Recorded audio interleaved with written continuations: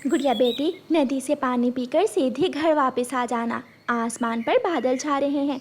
मुझे बादलों से बहुत डर लगता है। मम्मा, आप हमेशा बादलों से डरती हैं।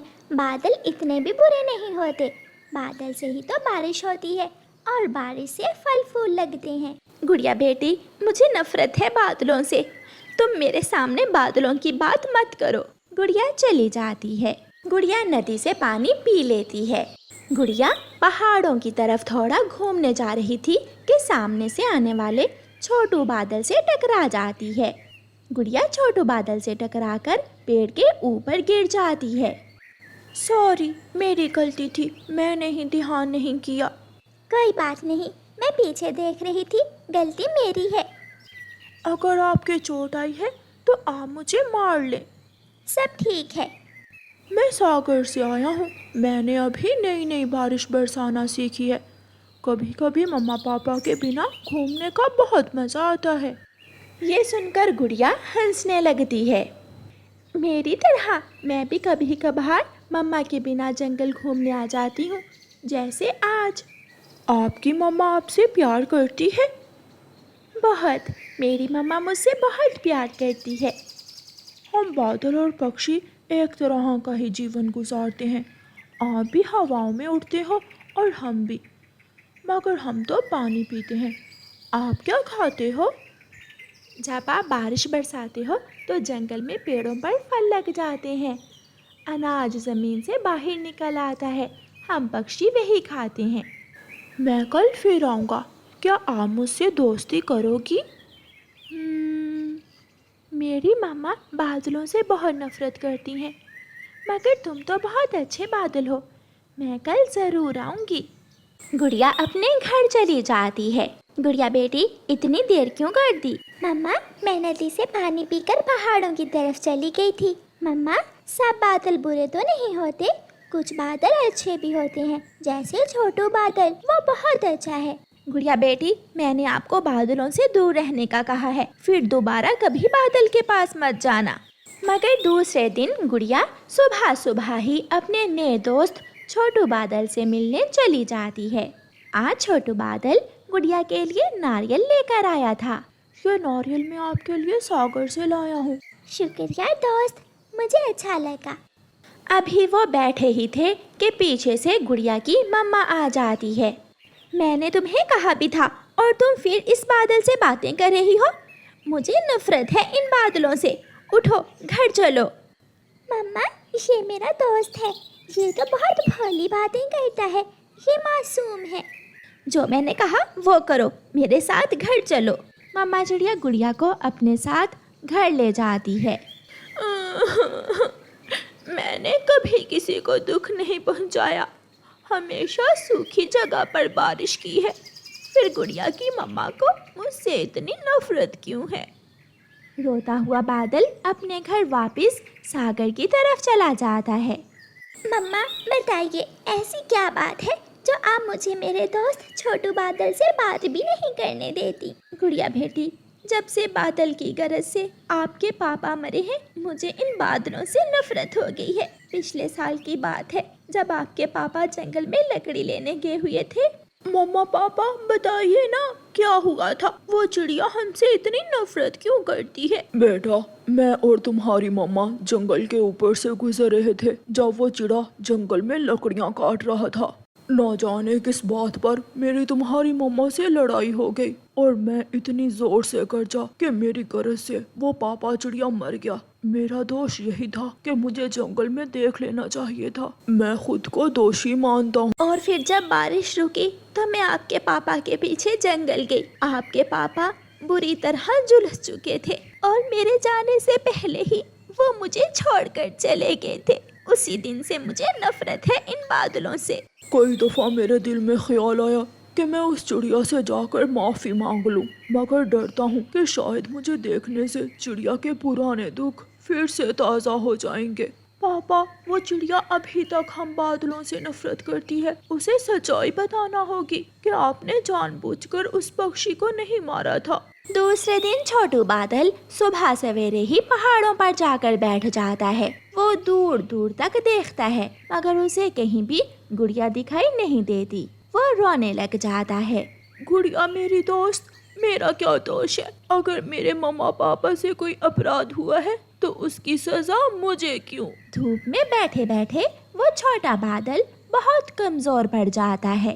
मम्मा, वो मेरा इंतजार कर रहा होगा, प्लीज मुझे जाने दे। नहीं, तुम उस बादल के पास कभी नहीं जाओगी। सब घरों से बाहर निकल आओ, सब बाहर आ जाओ, मर जाओगे। आग जंगल की तरफ बढ़ रही है। गुड़िया बेटी, बाहर चलो घर से, बाहर जंगल में आग लग गई है। मम्मा चिड़िया अपनी बेटी को साथ लेकर घर से बाहर आ जाती है। पक्षी इधर से उधर उड़ते फिर रहे थे। आग आग, चिड़िया, आग हमारे घरों की तरफ बढ़ रही है। चिड़िया को तो कुछ समझ नहीं आ रही थी कि वो कहाँ जाए, वो क्या करे। सब पक्षी एक ऊंचे पेड़ पर इकट्ठे हो जाते हैं। हमें ये जंगल छोड़कर दूसरे जंगल चले जाना चाहिए। चिड़िया, मेरे बच्चे छोटे हैं, वो कैसे उड़ सकते हैं? बुलबुल भी रोए जा रही थी। मेरे बच्चे भी अभी बहुत छोटे हैं, वो भी नहीं उड़ सकते। अगर किसी ने जाना है तो जाए, मैं अपने बच्चे छोड़कर नहीं जा सकती। बुलबुल और हरियाली, अगर आग हमारे घरों की तरफ आ गई तो क्या बच्चे क्या बड़े सब मारे जाएंगे। इसीलिए तो मैंने कहा है हमें ये जंगल छोड़ देना चाहिए। अगर किसी ने जाना है तो जाए, मैं नहीं जाऊंगी। मैं भी नहीं जा सकती। हम आपको ऐसे छोड़कर कैसे जा सकते हैं? तो फिर हम सबको इसी आग में जलकर मरना होगा, कोई नहीं बचेगा, सब मर जाएंगे। मम्मा, मेरा दोस्त छोटू बादल मेरी बात जरूर मानेगा। मैं उसे बुला कर लाती हूँ। वो जंगल में बरसात करेगा तो आग बुझ जाएगी। क्या वो बादल आपकी बात मान लेगा? जरूर, वो मेरी बात जरूर मानेगा। फिर गुड़िया पहाड़ों की तरफ जाती है। छोटू बादल, आप अभी तक यहाँ बैठे हुए हैं? हाँ, मुझे विश्वास था कि आप एक न एक दिन लौटकर जरूर आओगी। जंगल में आग लग गई है। अगर जंगल में बरसात ना हुई तो सब जलकर मर जाएंगे। मैं अभी जाता हूँ और मम्मा पापा को बुला कर लाता हूँ। छोटू बादल बिजली की तेजी के साथ सागर जाता है और अपने परिवार को साथ लेकर जंगल आता है। बरसात शुरू होती है और थोड़ी ही देर में आग बुझ जाती है। सब बहुत खुश थे। हम बच गए, अब हम इसी जंगल में रहेंगे। ये सब मेरे दोस्त छोटू की वजह से हुआ है। शुक्रिया छोटू दोस्त। चिड़िया, मुझे माफ कर देना, वो सब अचानक हुआ था, मेरा कोई दोष नहीं था। अगर हमारी गरज चमक ना हो तो बरसात कैसे हो सकती है? कई बार हमारी गरज से पक्षी मर जाते हैं, उसका दुख हमें भी होता है। छोटू और गुड़िया ने पक्षी और बादलों को फिर से दोस्त बना दिया। गुड़िया, आप छोटू से खेल सकती हो। ये सुनकर गुड़िया और छोटू बादल बहुत खुश होते हैं और दूर जंगल की तरफ निकल जाते हैं। दूर किसी जंगल में एक चिड़िया और कौवा रहते थे। चिड़िया का नाम था रानो चिड़िया और कौवे का नाम था कालू कौवा। चिड़िया और कौवा पड़ोसी थे, लेकिन वो एक दूसरे से बहुत मुख्तलिफ थे। जहाँ चिड़िया बहुत मेहनती थी, रोज सुबह दाना लेने के लिए निकलती, दूसरे पक्षियों की मदद करती और अपना घर मजबूत बना रही थी, वहीं दूसरी तरफ कालू कौवा बहुत नकम्मा और आलसी कौवा था। उसका मेहनत करने को बिल्कुल भी दिल नहीं करता था। वो दाना भी रानो चिड़िया से लेकर ही खाता था। उसका घर भी कच्चे तिनकों का बना था। उसने कभी पक्का घर बनाने के लिए मेहनत ही नहीं की। रानो चिड़िया एक दिन अपना घर पक्का कर रही थी। उसे 2 लकड़ियों की ज़रूरत थी, बस 2 लकड़ियाँ और फिर मेरा घर मजबूत हो जाएगा। आगे बारिश आने वाली है, फिर मुझे बारिश में भी कोई चिंता नहीं होगी। मैं अपने अंडे भी बिना किसी फिक्र के दे सकूंगी। चिड़िया लकड़ियाँ लेने जंगल की तरफ जाती है। कौवा रानो चिड़िया को जाते हुए देख लेता है। वो रानो चिड़िया को आवाज़ लगाता है, रानो चिड़िया, कहाँ जा रही हो? अगर दाना लेने जा रही हो तो मेरा भी ले आना। रानो चिड़िया कौवे के पास आती है। कौवे भैया, पहले मैंने अपना घर पक्का करना है। 2 लकड़ियाँ रह गई हैं लगाने वाली, फिर मेरा मजबूत लकड़ियों का घर बनकर तैयार हो जाएगा। मेरे पास 2 लकड़ियाँ हैं, तुम वही ले जाओ। मेरे भला वो किस काम की? लेकिन कालू भाई, क्या आपने अपना घर नहीं बनाना? मैं कौवा हूँ कौवा, मुश्किल से मुश्किल मौसम को भी झेल सकता हूँ। मुझे मजबूत घर की जरूरत नहीं। लेकिन कालू भाई आगे बारिशें आने वाली हैं। कुछ नहीं होगा, तुम ये लकड़ियाँ ले जाओ। रानू चिड़िया कौवे को धन्यवाद बोलकर वो लकड़ियाँ ले जाती है और अपने घर के ऊपर लगाना शुरू कर देती है। थोड़ी देर बाद कालू कौवे का मामा कालू कौवे से मिलने आता है। भांजे, वो लकड़ियाँ कहाँ है जो मैं तुम्हें देकर गया था? वो तो मैंने चिड़िया को दे दी। क्यों, तुमने उसे अपना घर नहीं बनाना था? मामा जी, मुझसे भला कहाँ घर बनाया जाता है? पहले कभी तो मैंने कोई काम किया नहीं, इसलिए मैंने वो लकड़ियाँ रानू चिड़िया को उठा कर दे दी। तू इतना दयालु, और वो भी उस चिड़िया पर। सच सच बताओ, क्या बात है? मामा जी, हम कौवे होशियारी से काम लेते हैं, मेहनत नहीं करते। जैसे ही वो चिड़िया पक्का घर बनाएगी, हम बहाने से चिड़िया के घर चले जाएंगे और उस चिड़िया को बाहर निकाल कर घर पर कब्जा कर लेंगे। घर भी मिल जाएगा और काम भी नहीं करना पड़ेगा।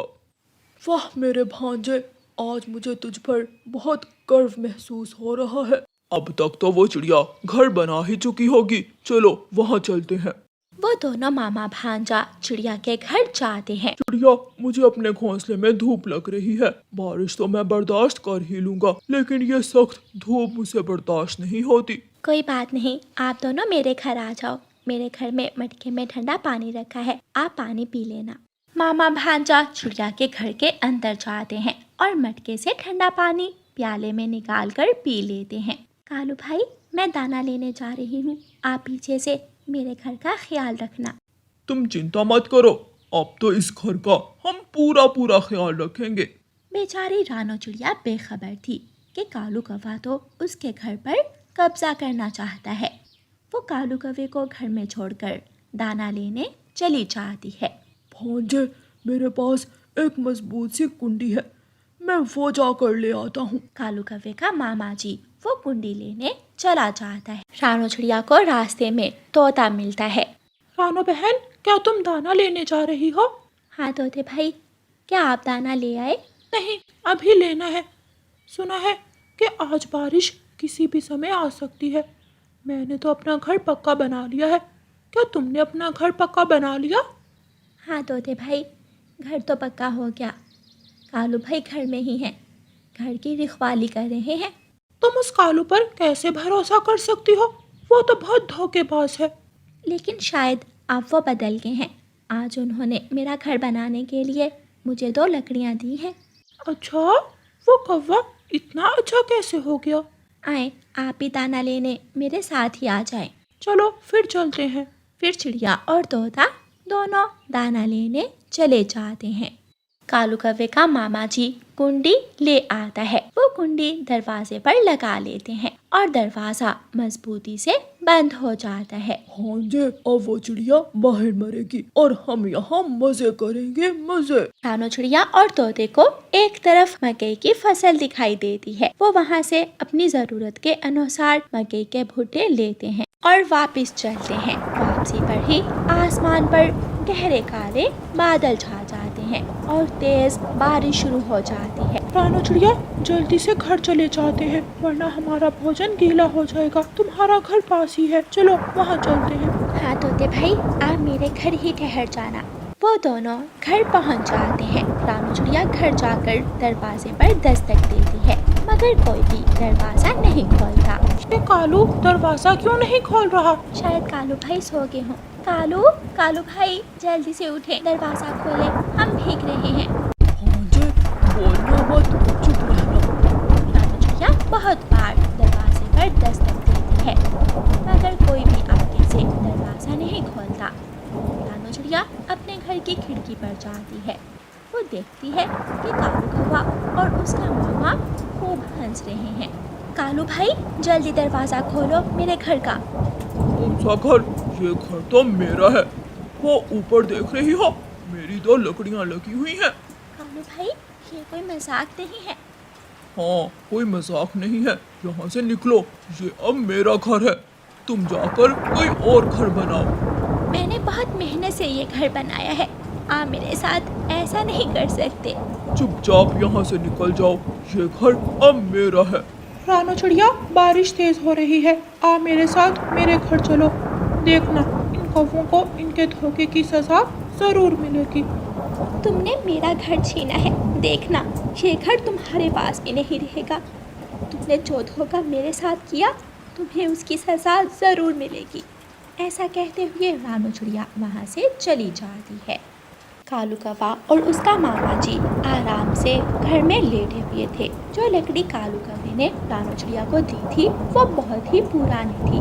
जैसे ही बारिश के साथ तेज हवा चलती है वो दोनों लकड़ियाँ टूट जाती हैं और दोनों कौवों के पूंछों पर जा गिरती है। हाय मेरी पूंछ, मामा जी मेरे ऊपर से लकड़ी उठाएं। हाँ जी, मैं तो खुद लकड़ी के नीचे दबा हुआ हूँ। बारिश का पानी घोंसलों में घुस जाता है, पानी हर जगह जमा होने लगता है और वो दोनों कौवे पानी में डूबकर मर जाते हैं और उन्हें उनके किए की सज़ा मिलती है। प्यारे दोस्तों, इस कहानी को लाइक, अपने दोस्तों के साथ शेयर और चैनल को सब्सक्राइब करना बिल्कुल मत भूलना।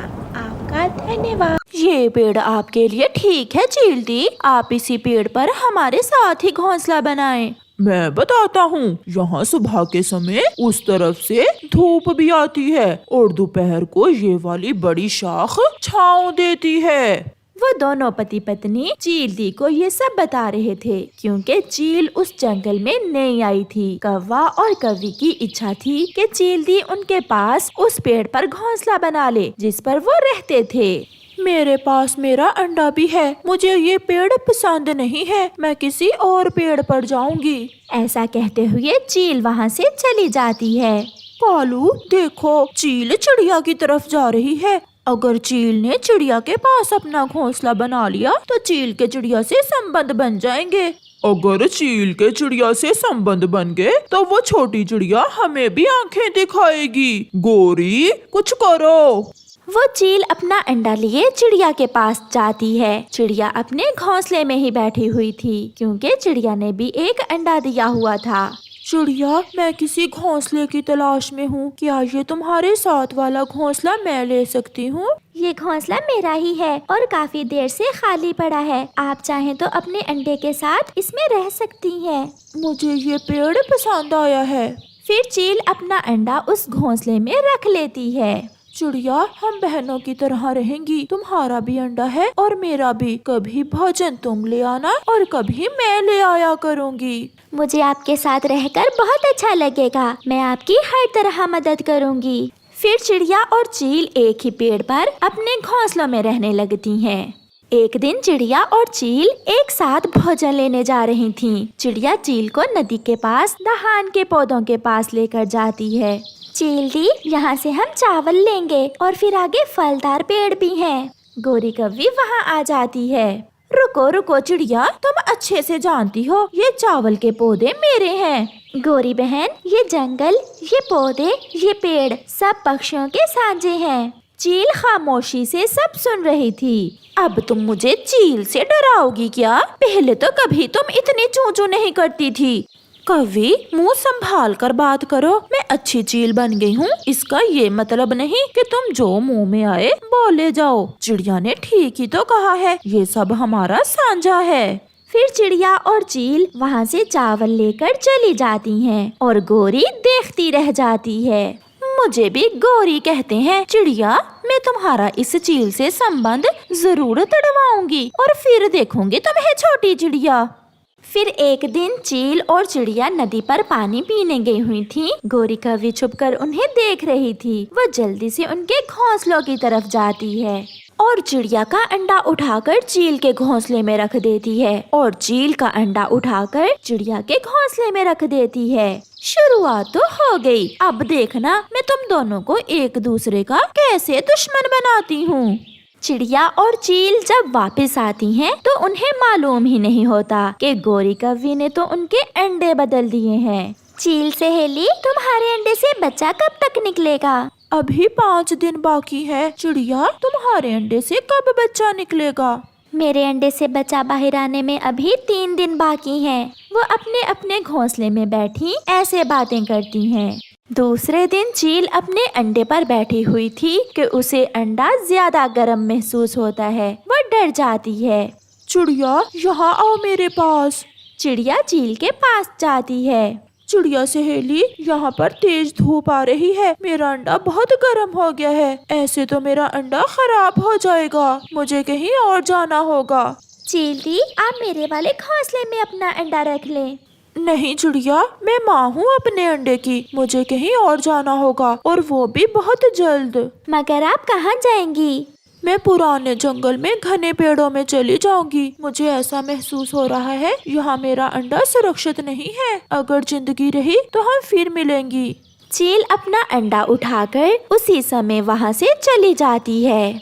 चिड़िया की चील से अच्छी दोस्ती हो गई थी। चील के चले जाने के बाद चिड़िया उदास हो जाती है, मगर फिर वो अपना ध्यान अपने अंडे की तरफ करती है। गोरी और कालू एक पेड़ पर बैठे चील को अपना अंडा लेकर जाता हुआ देख लेते हैं। गोरी, ये चील अंडा लेकर कहाँ जा रही है? चलो जाकर चिड़िया से पूछते हैं। वो दोनों चिड़िया के पास जाते हैं। चिड़िया, कहाँ गई है तुम्हारी सहेली? मेरी सहेली किसी दूसरे जंगल में चली गई है। यहाँ उसके अंडे पर धूप बहुत तेज थी। चली गई, वो चील चली गई। अब जाकर दिखाना तुम मुझे नदी पर चावल लेने। उस दिन तो बड़ी बातें कर रही थी, अब अगर तुम नदी पर आई तो मैं तुम्हारी चोंच ही तोड़ दूंगी। मगर चिड़िया चुप रहती है। रात हो जाती है। गोरी और कालू अपने घर में बैठे हुए थे। अब तो जल्दी से चिड़िया के अंडे से बच्चा बाहर आए, फिर चिड़िया को सरप्राइज मिलेगा। वो कैसे गोरी? क्योंकि कुछ दिन पहले मैंने चिड़िया और चील के अंडे एक दूसरे से बदल दिए थे। वाह वाह वाह वाह गोरी, क्या बात है, तुमने कमाल कर दिया। गोरी, अब मजा आएगा। दूसरे दिन चिड़िया अपने घोंसले में बैठी हुई थी कि उसे अपनी तरफ आता हुआ एक इंसान दिखाई देता है, जिसके हाथ में एक कुल्हाड़ा था। वो इंसान चिड़िया के पेड़ के पास आकर खड़ा हो जाता है और उस पेड़ को काटने लगता है। रुके रुके लकड़हारा इंसान, इस पेड़ पर मेरा घोंसला है, आप इसे ना काटें। मगर वो इंसान चिड़िया की कोई बात सुने बिना अपने काम में लगा रहता है। चिड़िया बेबस थी, वो क्या कर सकती थी, इसलिए वो अपना घोंसला उठाकर वहाँ से चली जाती है।